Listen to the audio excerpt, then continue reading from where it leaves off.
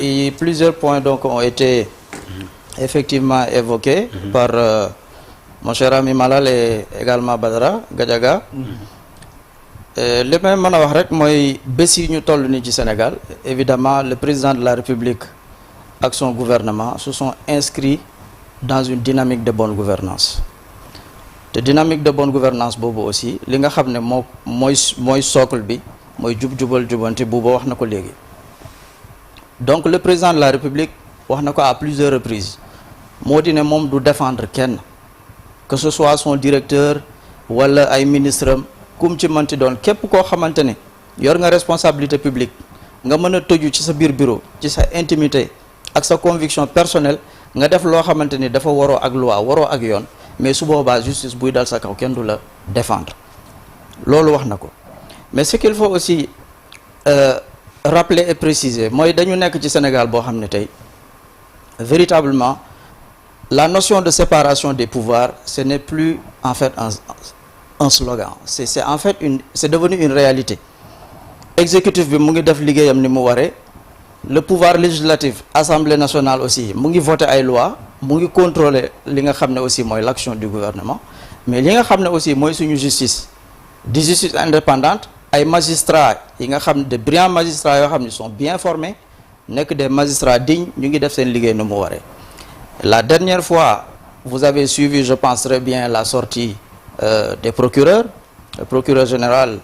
ñoom Mbacké Fall ak ñoom Sylla. Donc vous avez suivi leur conférence de presse Malal et vous avez entendu effectivement que plus de 290 dossiers ont été traités et plus de 5 milliards également ont été cautionnés et recouvrés. Donc je pense que yooyu ay résultats la yoo xamante ne mën nañ ko bañ a négliger parce que tàmbali nañu liggéey waaye liggéey boobu mu ngi continuer te wax nañu ne aussi seen priorité du la prison li ngay wax ci prison comprendre naa ko bu baax man moom yàlla def na dugguma prison mais yow dugg nga prison xam nga li fa nekk te prison ku fa duggul xam nga la fa nekk ci en fait ci solitude ak ci difficulté donc moo tax ñi fa nekk dañ leen di ñaanal yàlla ñu génn fa te aussi li may wax rek muy man muy keneen sénégalais du yéene moroomu sénégalais muy dugg kaso mais dafa fekk tamit ne l'argent public nga xam ne tey jii dañu nekk ci dëkk boo xamante ne ni les hôpitaux manquent de tout gis ngeen infrastructures yi scolaires pratiquement abri provisoire yi ni mu baree ci Sénégal dëkk boo xamante ne on parle souvent de cherté de la vie gouvernement bi di def ay efforts yu bare pour la baisse du prix des denrées de première nécessité ma rappelé foofu ne aussi le président Diomaye a félicité parce que bi mu toogee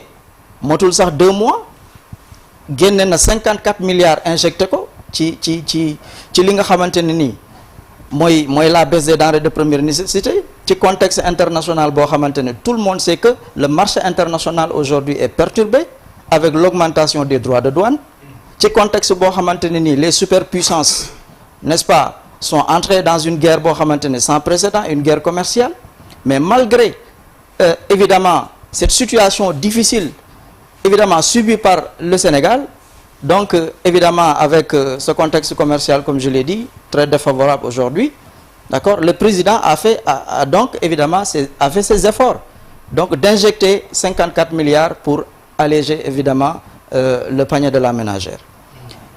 waaye li nga xam ne mooy l'argent public je pense que loolu ñëpp a ci d'accord d'après intervention yi ma ci dégg moo tax j'ai pris vraiment le temps de vous écouter donc avec beaucoup d'attention et d'intelligence donc li nga xamante ne mooy fonds Covid-19 bi donc ñëpp xam nañ ne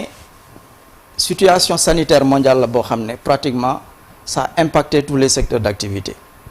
d'accord donc que ce soit les entreprises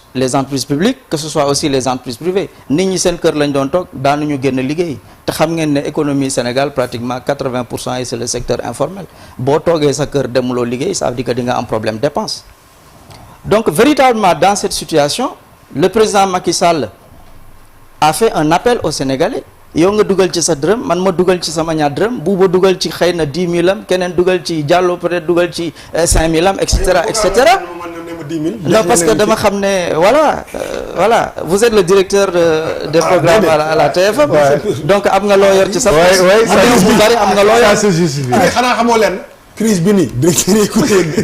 yii génnal foofu. bon bref li ma bëgg a wax foofu c'est très important mooy il y a eu quand même une contribution collective sénégalais bu ci nekk génne nga sa dërëm parce que sénégalais dafa gëm solidarité surtout que ñu nekk ci situation boo xamante ne vraiment on parle de pandémie ñu ciy ñàkk ay suñuy doom ak suñuy papa ak suñuy yaay et cetera donc dans ce contexte précis président Macky Sall woote donc évidemment les sénégalais kenn ku ci nekk dugal ci sa xaalis ba mu mat 1000 milliards ñu jox ko mais seen yaram war na mën a daw sax évidemment jël xaalis boo xamante ne éleveur bi da ci cotiser jaaykatu caaf bi cotiser ci le salarié de l'entreprise cotisé ci ñoom ñu mën a jël xaalis boobu du ko dugal feneen di def ay surfacturation yu kenn xamul. maintenant mais c'est la vérité parce que les Sénégalais la ñu dajale woon pour askan wi waa APR ak régime bi dañ ko lekk c'est pas vrai. évidemment vous avez à gérer un pouvoir il faut accepter évidemment il faut accepter de rendre compte. rapport définitif bi nga xam ne général Ndiaye moo ko defar ñu tënk ko ci loolu. yóbbu la ko justice. non yow léegi vous ne devez pas raser les murs mais vous devez raser les murs mon cher. 1000 milliards bi. vous devez raser les murs laissez-moi terminer s'il vous plaît. d'ailleurs ma yeggali s'il vous plaît parce que bu fekkee da nga ma bëgg a dugal ci jeu boobu. parce que la prochaine question aussi te yow yaa ko moom donc da nga nar a enchaîner. non y a aucun problème. mais li ma bëgg a wax rek mooy. pour terminer foofu si point. le président Macky Sall pour man il est le principal responsable parce que moom la sénégalais cotisé jox ko 1000 milliards sénégalais yi toog seen kër demuñu fenn pendant des semaines pendant des mois donc 1000 milliards yooyu dañ ko waroon a jaarale fa mu war a jaar mais ay nit di def ay surfacturation ci ay ministères ci ay directions ay yeneen i nit aussi jot ci xaalis boobu noonu mais ngeen ne duñ leen woo ñu ñëw ñu expliquer sénégalais nan la ñu def xaalis boobu mais pourtant am na ñoo xamante ne woo nañu leen ils ont apporté des justificatifs ñu ñibbi seen kër am na ñoo xamante ne def nañu tel leer na leen ne def na mais ñu delloo bi ñu delloowee dañ leen a bàyyi ñu dem mais ña nga xam ne nag delloowuñu mais évidemment dañ leen a dugal ci kaso bi mais loolu pour man il faut une certaine quand même une certaine radicalité par rapport à la situation parce que Sénégal tolloon na ci jamono boo xamante ne c'était extrêmement difficile donc ñu jox ay nit xaalis ñu jël xaalis bi luubal ko nga ne après dañ leen a war a remercier dañ leen a war a bàyyi mu dem ça c'est pas possible. le dernier point politique Dia le dernier point politique ñi ngi dëgmal on est obligé de faire le link le lien dialogue politique les termes de référence d'ailleurs nit ñi ci war a jot nañ ci déclaration premier ministre bi il dit notre pays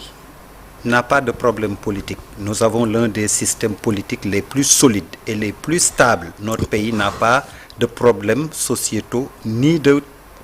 tiraillement ethnique. Notre pays a un seul problème et c'est un seul défi à relever, c'est un défi